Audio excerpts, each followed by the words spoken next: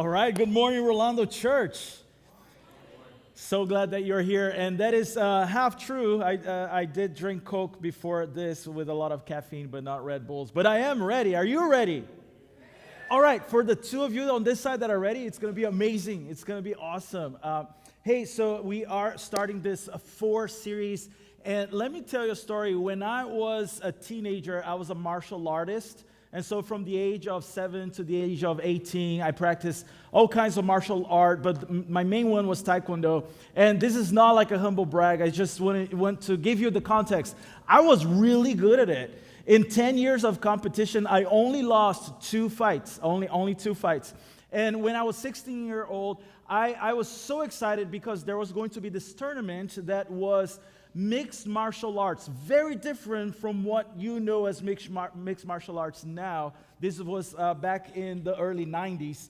And so I was excited. I'm like, I've seen movies, Bruce Lee, like all these things. So I'm excited. So I went, and my very final fight, the championship fight, I'm standing on my corner, and I look at the other corner, and I mean, this is supposed to be the junior category because we're teenagers. There was no way that guy was a teenager. I mean, he was built, like you could see, pecs and biceps and triceps and legs. He's got like a mustache, and I'm looking at him, and I'm like, oh no. I'm like, in my mind, I had already lost the fight just by looking at the guy, Now you may look at me, and I am in shape, right? Because round is a shape, so I am still in shape today in my 40s. But when I was a teenager, I was really skinny. I was fit, but I was skinny. I didn't have any muscle mass, and I was skinny. I was fast. But I'm looking at this guy. I'm like, oh, no. So the fight starts, right? And we're like just going at it. And one point, and it's like just that really cool fight. But he would have this punch where he would jump at me and punch me right here. Like he knew what he was doing. As a Taekwondo fighter, I wasn't really sure how to receive punches because 80% of what you do is with your legs. So every time he would punch me, it would be so painful, and I couldn't breathe, and I'm like, come on, you can do this. Well, end of the fight, and I'm like, oh, shoot, I lost, right? The bell rang, and this guy just came at me.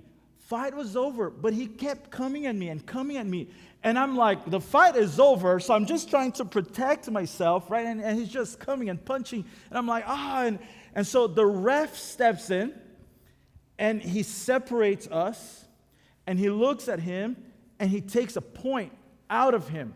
Well, that's all I needed. I needed 1 point. And when he took the point out of him, he grabbed both of our hands, and he lifted my hand, and I won that fight. And I'm telling you this story because at that moment where he's just coming at me right after the fight is over, I already tired, I was in pain, and I felt like the referee stood in the gap for me. He's like, let's not do this, you shouldn't do this. And he was for me in a way like, this is not fair. We have rules, and so you broke the rules, take a point away from you, and guess what? Now he wins because now he's got 1 point ahead of you. And I felt like, man, someone stood out for me, right? Have you ever been in a situation in your life where you didn't know what to do anymore and things are just coming at you, or maybe someone is just coming at you and you just wish that someone would be for you? Like, I just wish that someone would speak for me, someone would stand in the gap for me, someone would believe in me, someone would defend me. Have you ever been in that situation where you're like, please, somebody come for me?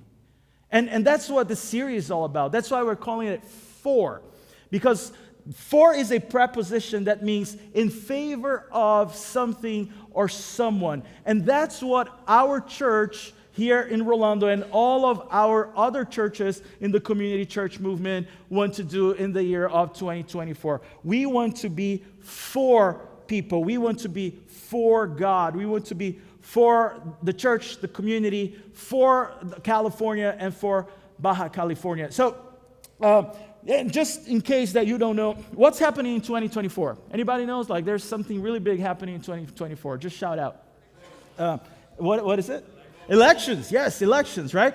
So who thinks that 2024 election is just going to unite all of us, and we're all going to be like for one another, right? Like, we're going to make new friends, right? No, of course not. It's going to be a dumpster fire. That's like the best way to describe what 2024 election is going to be like. And so it's going to like encourage you to cancel people, to be against people, to ignore people, not to be friends with so-and-so because they believe in something different than you when it comes to politics, or they vote differently than you. That's what you're going to be encouraged and forced to do. Not here. Not in our church. In our church, our focus is going to be who and what we are for in 2024. So we're not going to point fingers. We're actually going to offer helping hands. How can I help? We're not going to be divided by politics. We're going to be united in Christ as one in the body of the church. We're not going to be canceling anyone. Actually, we're going to be showing love towards everyone, the love that Jesus has for us that we want to share with them. So we're going to give, we're going to bless, we're going to love, and we're going to pray for God's kingdom to come to Rolando, to Chula Vista, to Imperial Beach, to Zona Rio, to Venice, to all of our campuses, just as it is in heaven. That's what we're going to do. So two things that I want you to know about this 4 series, okay? And I'll tell you later how you can get this really cool shirt. But two things that I want you to know. This is the last 5 messages on the ways of Jesus. So 2023, the ways of Jesus was the words of the year. And so we are going to finish all 52 ways of Jesus in the next 5 weeks. And also, this series will be the beginning, the kickoff series for our spiritual journey for 2024 called 4. So we're doing 2 things at the same time during the next 5 weeks in this 4 spiritual journey. So as we begin today, let me talk to you about the way of compassion. As we kick off the series saying like we are for God and God's kingdom and God's people. So let's talk about compassion because we're going to need a lot of compassion.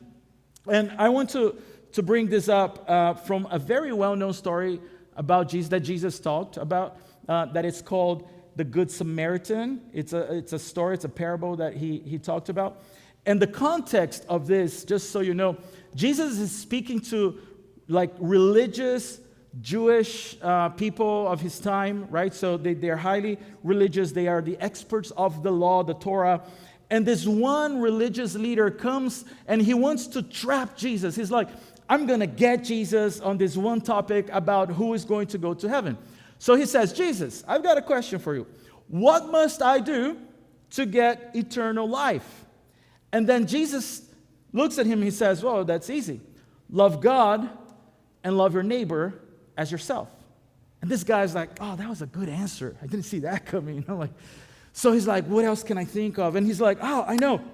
Now I'm going to get Jesus. I'm going to ask him a question because I'm going to force Jesus to pick sides, right? So here's the question. He says, well, Jesus, then who is my neighbor? And then Jesus like, let me tell you a story. Okay, so it's found in Luke chapter 10, verse 30 through 37. I'll read the story and explain it at the same time. So Jesus replied and said, a man was going down from Jerusalem to Jericho. Okay, so for those that were listening to the introduction of Jesus' story, they're like, oh, this is going to be good. It's kind of like being in a campfire at night, and then it's dark and scary, and they're like, it was a night like this, scary and dark, right? That's kind of like what Jesus did, because on the road from Jerusalem to Jericho, there was a road called the Pass of Blood. And the reason why this road was named the Pass of Blood is because thieves and robbers, they would hide in the caves, and then they would come out and they would steal from people that were walking on that road, or they would beat them up, and in some occasions they would actually kill them. That's why it's called the Pass of Blood. So when Jesus says, hey, there was a man walking down from Jerusalem to Jericho, everybody's like, ooh, this is going to be a good story. Look, he says, sure enough, he encountered robbers, and they stripped him and beat him and went away, leaving him half dead. And by coincidence, a priest was going down that road, and when he saw him, he passed by on the other side. So the priests at that time, they were the top of the religious society in that time. And so Jesus is saying, look, the most holy person, the priest, was walking down. He saw that man in need, and he actually crossed the street, and he ignored him and walked on the other side of the road. And then Jesus continues, he says, likewise, a Levite also, when he came to the place and saw him, passed by on the other side. So the Levites were the keepers of the Jewish temple. So they took care of the temple, they cleaned the temple. They also helped with worship elements. And they were kind of like on the bottom of the chain when it came to the religious hierarchy of the day. So you got the priests, and then you got the Levites. So pretty much Jesus was saying, look, your religious society is so messed up that the holy one, the priest, the top one, and even the bottom one, from top to bottom, they ignore the man in need, and they went on the other side of the road. So then Jesus says, but a Samaritan who was on a journey came upon him, and when he saw him, he felt what? Everybody say it. When I say everybody, I mean like everybody. So let's try again. But a Samaritan who was on a journey came upon him, and when he saw him, he felt what? Compassion. That was so good. Give yourselves a hand. Come on. Next Sunday, we're passing Red Bull for everyone. It's kind of hard to contextualize, like to understand the context here, because we don't live in that time, right? We don't understand culture very well. But when Jesus said, but a Samaritan felt compassion, their jaws would like have fallen to the ground, like they would suck the air out of the room, because they're like, what? A Samaritan had compassion? So just for you to understand a little bit, it's like Jesus made a Samaritan who was rejected by the Jews because they were like half-breeds. They were half Gentiles, half Jewish. They were not supposed to associate with them. And now Jesus makes the Samaritan the hero of the story. To help us understand is if I am telling a story and I make a Raider fan a hero of the story. And now you get it, right? You're like, no, there's no way. You know, there is no way. Those degenerates, no, there's no way. So look at what the Samaritan's compassion caused him to do, okay? And came to him and bandaged up his wounds, pouring oil and wine on them. And he put him on his own animal and brought him to an inn and took care of him. On the next day, he took out 2 denarii and gave them to the innkeeper and said, take care of him, and whatever more you spend, when I return, I will repay you. And then Jesus, he looks at the guy that he's telling the story to, and then he asks him a question. He's like, okay, so which of these 3 do you think proved to be a neighbor to the man who fell into the robber's hands? And the religious guy, he was so upset, he was so taken back by Jesus' story and his question that when he answered, he couldn't even say the word, the Samaritan. He couldn't say it. Look what he said. He said, the one who showed compassion to him. He couldn't even say the Samaritan. He's like, yeah, the one that showed compassion to him, that was who was his neighbor. Then Jesus said to him, go and do the same. What a powerful story, right? So Jesus was showing them what compassion looks like. This is what compassion looks like. This is what compassion does. It takes action. It gets involved. Compassion doesn't sit on the sidelines or walk on by on the other side of the street. No. A pastor in Queens, New York, Pastor Rich Villodas, this is what he says. He says, the Good Samaritan story is not just an example of compassionate spirituality. It is a critique against religious passivity. If church people won't work for justice and mercy, God will find some other people who will. Ouch. let's not make Jesus find other people somewhere else, right, to do his work or the work of compassion. Let us, you and I, let us, Rolando Church, those of you here online, outside, let us be the people to show God's compassion to others. Let us say, hey, here we are for you. We're for God's kingdom here on earth as it is in heaven. So, quickly, 3 things that you can learn today when it comes to compassion. All right, so this is your first fill-in if you like to take notes. I'm going to show you the progression of compassion on this story. And here's the first level of compassion. What we see the Samaritan doing is he did an act of kindness. So this is what I encourage you as we kick off this 4 series is go and do acts of kindness. This is the first level of compassion that we can all engage in. All of us can engage in that, okay? The Samaritan, he saw a need, like that man is in need. He stopped, he helped. This level of action does not require a long-term investment or commitment of time, money, and relationship. It's just really being aware. It's like walking around wherever you go, at school, work, gym, neighborhood, and you're like, oh, I see a need, right? Oh, I see that person needs help. And to say, hey, I can help you right now. It's that, a random, sometimes even a random act of kindness. But here's the funny thing, right?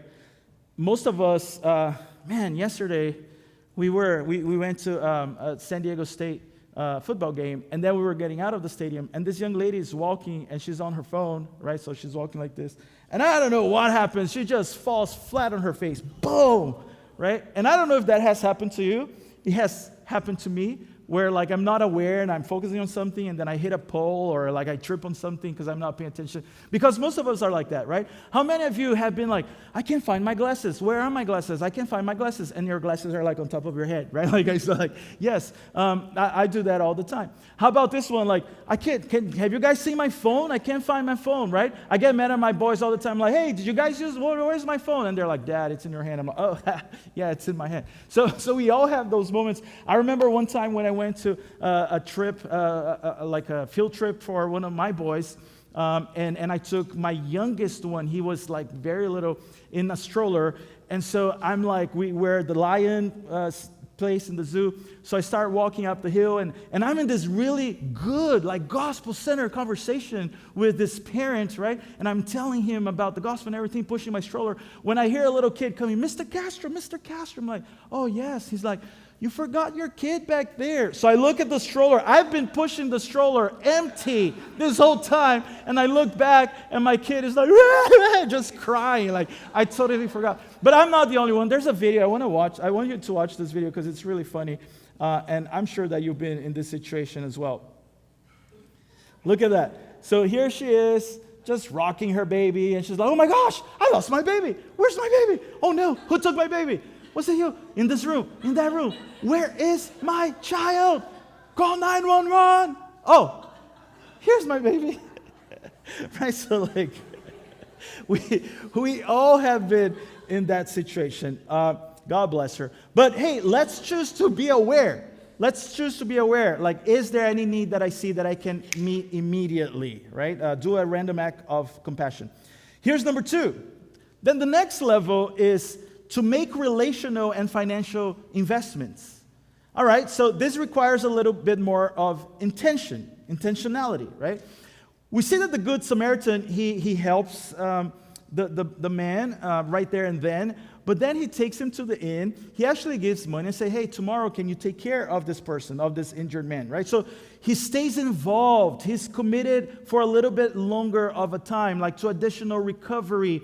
And he's like, hey, and I'll come back and check on him again.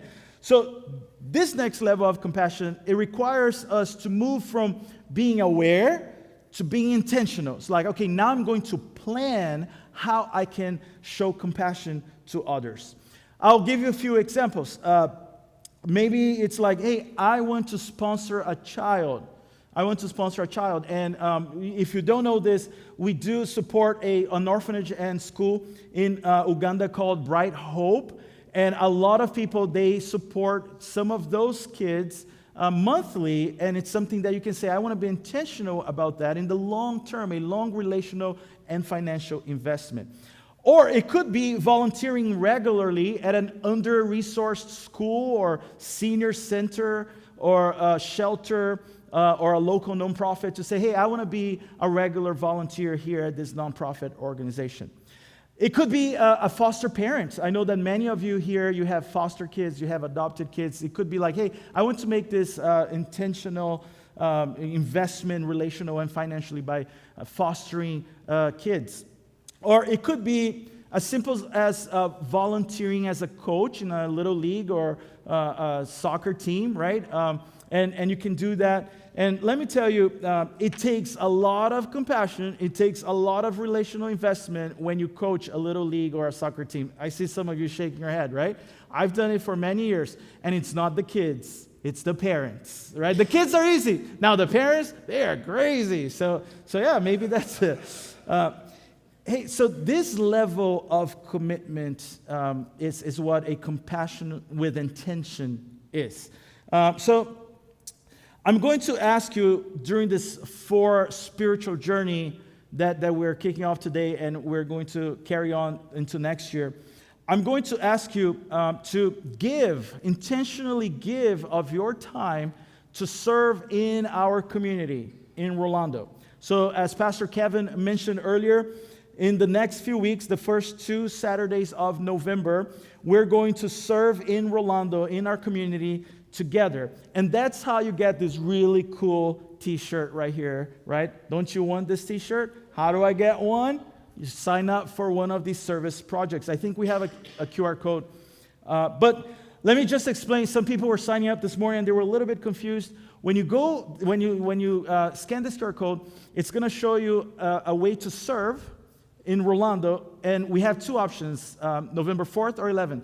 But when you sign up, we don't have all the details yet. We couldn't get it ready for today, but this week we will. So when you sign up, we're going to email you, hey, these are the serving opportunities for November 4th and November 11th. So you're like, if today you want to sign up, get a shirt in Rolando, just go and click sign up for the Rolando. On the bottom of it, there are 2 other opportunities, and they're on the same dates, November 4th, November 11th. If you like to go to Tijuana and serve with our Zona Rio and Playas, those are options too. So you're like, oh, you know what? I would love to go to TJ and serve with our church. So you can sign up for those as well. So if you have any questions, ask somebody who has a 4 shirt, and they'll help you to figure that out. So I'm going to ask you to do that, to serve in one of those service projects. And then I'm going to be asking you to make a financial investment. We're talking about money. Yes, money. To make a financial investment in being for our church, our community, California, and Baja California. So this week, this series is 5 weeks long. On the last one, the 5th week, that's when we're going to say, hey, have you prayed about it? Have you considered? Have you been intentional about choosing to be relational and financial invested in this 4 spiritual journey? So be ready for that, and I'll give you more information towards the end when I show you some of the materials that we're going to give you. All right. By the way, if this is your first time here, you're like, I knew church is all about money. I knew. Hey, actually, if this is your first time here, you don't have to give, because we do all of this for you, right? Like we love first-time guests. We love that you come back again, make Rolando Church your church. But I invite you, if this is your first time, come back. Be part of all the 5-week series. Here's why. Because first of all, you're going to learn how to be generous and compassionate in the way that Jesus has taught us. Second of all, you're going to see how this church is an amazing church, a generous church, a loving church. You're going to see people being compassionate in ways that's going to blow your mind. So I invite you, if this is your first time here, keep coming and don't feel compelled to give. This is for the people that are already part of Rolando Church. All right. Level 1, we start with an act of kindness. Level 2, we make relational and financial investments. And number 3, be a catalyst for change. Be a catalyst for change. So the final stage in becoming a change agent that enacts this systemic change is to say, hey, I want to create a permanent change, a phenomenon, be a catalyst, to help to go further, faster in the way of compassion. And in our story of the Good Samaritan, the story stops right before this next level, the final level. But I want you to picture with me, imagine if they said, oh yeah, there's this road called the Pass of Blood. And what if we were to start a neighborhood watch group? And then we would put light poles to light up the way. And we'll have people there standing to protect those that are crossing. And they would actually make a permanent change. And it would no longer be the Pass of Blood because now they made a difference. They were catalysts for the compassion and permanent change that needed to take place. So I want you to picture that with me, right? What does it look like in your life to be a catalyst for change? You can do this. You totally can. We can do this as a church, right? Now, maybe you can be the one to change something in your work or school or neighborhood, or you can be part of something that's already taking place. I'll give you a few examples. When I think about being a catalyst for change, I think of Marissa Ugarte, who started BSCC, and she created this organization to fight human trafficking in San Diego and in Tijuana. And she runs a safe house for women and girls that our community church movement fully funds to take these girls and these women in and get them out of human and sex trafficking. Isn't that great? Don't you want to clap for that? That we fully fund that? I also think of one of our own, Kara Lee, who started a nonprofit just down the street in La Mesa with a mission to create a safe place of belonging where women and their children can find support, encouragement, and resources. So, hey, these people, they became a catalyst for change. You can become a catalyst for change. You can join someone who is planning on being a catalyst for change. This level of compassion then does require the greatest sacrifice. Right? So you go from just being aware to being intentionally committed, and then now to the greatest, hardest, best thing that you can do to change something permanently. And that's what we want to do. That's what we're going to try to do in the next 5 weeks and into the year of 2024, because we want to show people who and what we're for. To explain this better and more concise, we have this amazing video. Take a look at it. It starts when we're young. We hear voices that help to shape us. Parents, siblings, teachers, neighbors, and friends all provide a chorus that helps us understand who we are. And as years go by, we hear new voices. Voices that sometimes shout more than they speak, telling us again and again that we're defined less by who we are and more by who we are not. Today, it's hard to turn on the news, check social media, or even have a conversation with someone without hearing about who and what we should be against. In the middle of a world full of conflict and polarization, it's hard not to define ourselves almost entirely by what we're opposed to. But there is another way, a better way. Amid all the shouting that seeks to force us to one side or another, there's a more significant voice for us to seek. It's a voice that tells us that we're not defined by all of the things we disagree with, but by who we are in Jesus. Our top priority is to determine who and what we are for.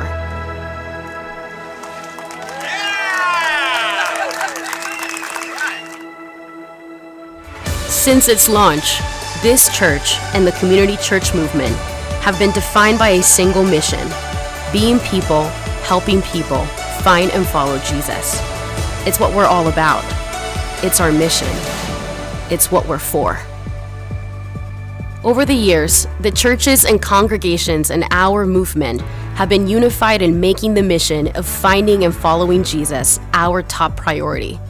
It's been the theme that has brought together Eastlake Church Paradise Village, Iglesia Eastlake, Imperial Beach Church, Playas Church, Rolando Church, Torrey Pines Church, Venice Church, and Sonarrio Church.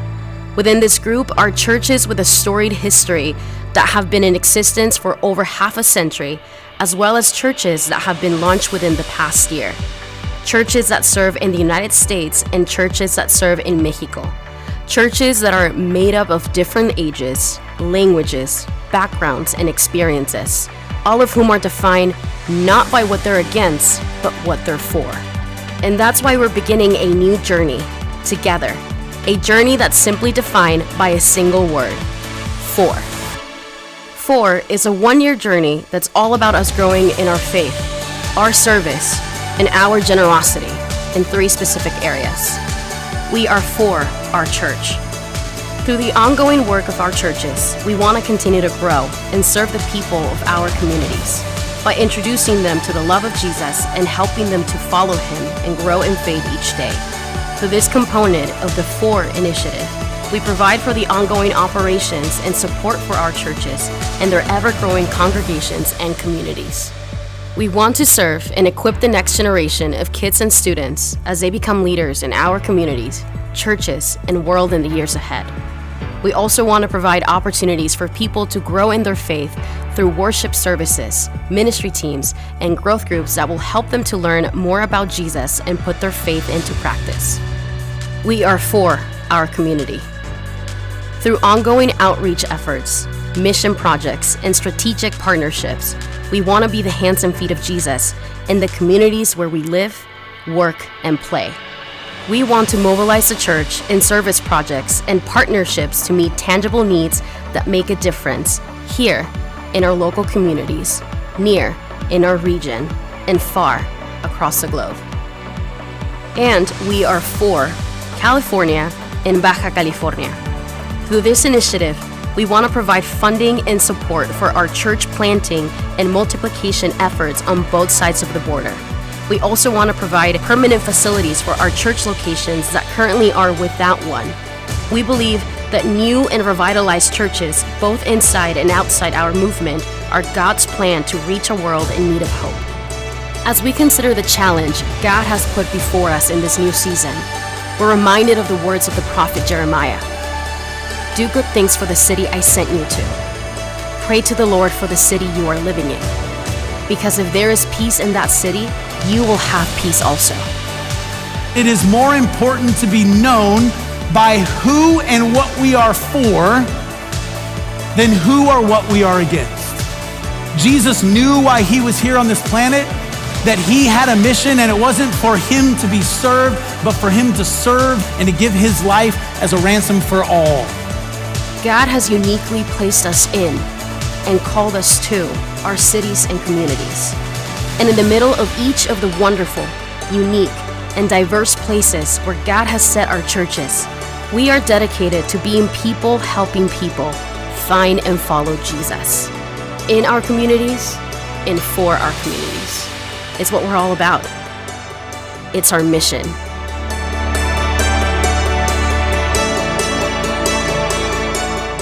It's what we're for.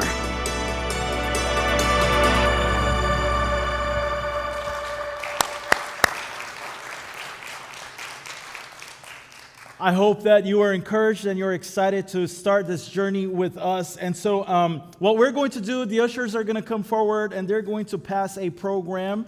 And so I want you to get, it's a packet. There's some inserts in there. So one for each person. They're going to pass it to right here on the edge, and then you pass it to the person next to you. And then another usher at the end will collect them all. So, hey, as you get this, I'm going to take you through it and I'm going to explain in detail so we are all on the same page. So go ahead. If you're on the edge here, just pass it down to the middle.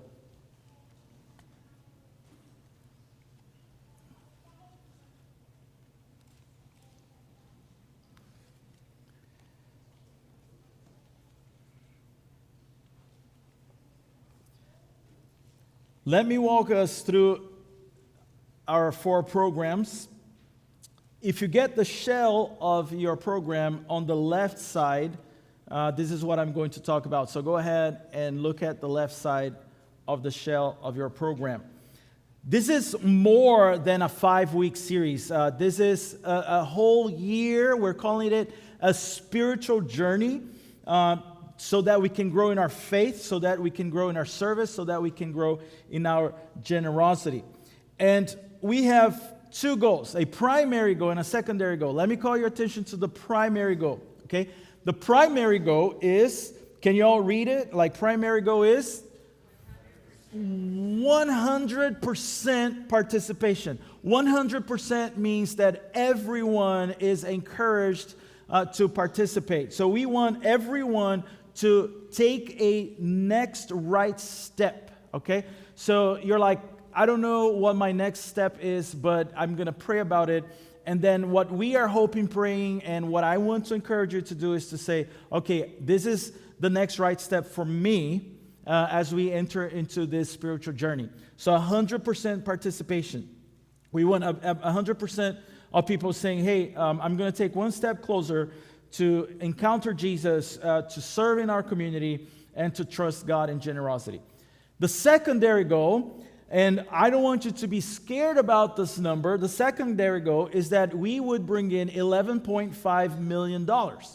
Now, you're like, that's a lot of money. Well, we are a lot of churches. You're like, that's a big number. Well, we have a big God, and we are a big church. We are 8 locations, 13 congregations, I believe a little over 4,000 people, right? So if we all take that next right step of obedience to Jesus, 11.5 million is nothing. But I'm going to give you a breakdown real quick, okay? For our church, you can see that the goal is $9 million. This is a small increase of what we already bring in your tithes and offerings and generosity. It's only 3.4% increase on the operations budget. So our operational budget right now is 8.7. We're going to increase to $9 million. The second one here is for our community. So for our community, $1.1 million, and we're going to raise that through 2 Christmas offerings. The Christmas offering of this year, 2023, and the Christmas offering of next year, 2024. And this money will go to all the organizations, the strategic partnerships that we have all throughout, like San Diego and also in Africa. And then finally, $1.4 million for California and Baja California. This money is going to go towards starting new churches. If you don't know this, we help new churches start, not only churches that are part of our movement, but also churches that are independent, not part of our movement. You saw in the video a photo of Pastor James praying for Heather Klein, her husband Jason of Salt Church, Salt San Diego. They are 5 minutes away from us, and we fully support them, and we help start churches. And we have the plan to send some of our best leaders next year, Jake and Kaylia, to plant a church, probably most likely in the North Park area. And so some of that money is going to go to starting that church. But also, we want to help Imperial Beach Church to find a permanent facility. That's something that we've been praying for. If you don't know this, Imperial Beach Church is the largest Christian church in Imperial Beach, and they don't have a permanent facility. They are set up and tear down. Every Sunday, they show up at 6:30 in the morning. They set everything up, have 2 services, and tear it down before, I believe, like 12 or something, because they have like a time that they need to tear everything down and be out of the building. They've been doing that for years. So we're like, okay, we're going to be in the position where we bring in some money so that when we find that permanent facility, that we can act on it. So that's where that money is going to. Now, I want you to do 2 things, okay? 2 things to understand all that we're doing and how this all works. One is, go to rolando.church/4. You can scan that QR code and get all the detailed info. This bookmark inside your program also has that QR code, so if you don't scan it here, you can scan it at home. I lost mine. I had it. There's a a bookmark there that you can scan. So learn all about this 4 spiritual journey that we are beginning. And 2, I want to invite you to come and be part of all 5 weeks of this series. Each week we'll roll out more of our vision and stories that we have and God goals that we have for the year of 2024. Inside your program, there's also a commitment card, this one.